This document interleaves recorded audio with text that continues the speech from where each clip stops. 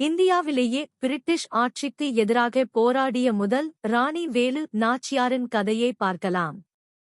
1730ஆம் ஆண்டு ராமநாதபுரத்தின் அரச குடும்பத்தில் பிறந்த வேலு நாச்சியார் பல மொழிகளில் தேர்ச்சி பெற்றிருந்தார் மற்றும் போர் கலையில் நிபுணர்.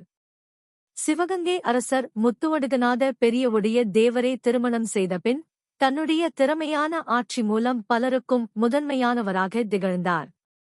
1772ஆம் ஆண்டு பிரிட்டிஷ் மற்றும் அர்காட் நவாப் சிவகங்கை மீது தாக்குதல் நடத்தி அவரது கணவரை கொன்றனர். இந்த துயரமான சம்பவத்திற்கு பழிவாங்க உறுதியுடன் வேலு நாச்சியார் கூட்டணிகளை உருவாக்கி இராணுவத்தை திரட்டினார்.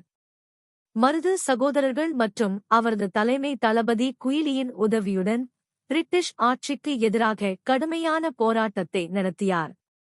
வேலு நாச்சியாரின் புதுமையான போர்த்திறனுக்கு அங்கீகாரம் கிடைத்துள்ளது. பிரிட்டிஷ் ஆயுதகளஞ்சியத்தை எரிக்க குயிலி தன்னை கூறிய இராணுவ முறையுடன் அர்ப்பணித்தார். இது இந்திய வரலாற்றில் முதல் தற்கொலை தாக்குதலாக கூறப்படுகிறது. 1780ஆம் ஆண்டில் வேலு நாச்சியார் தனது அரசை மீட்டார். இதன் மூலம் இந்திய சுதந்திர போராட்டத்தில் முக்கிய முன்னோடியானார். அவர் நீதியும் அறிவுடன் ஆட்சி செய்து எண்ணற்ற மக்களை சுதந்திரத்திற்காக போராட உத்வேகமளித்தார். இந்த வீரத்தையும் உறுதியையும் கொண்ட கதையை நீங்கள் ரசித்திருந்தால் லைக், ஷேர் மற்றும் தமிழ்தேல்ஸ் -9 க்கு சப்ஸ்கிரைப் செய்ய மறக்காதீர்கள்.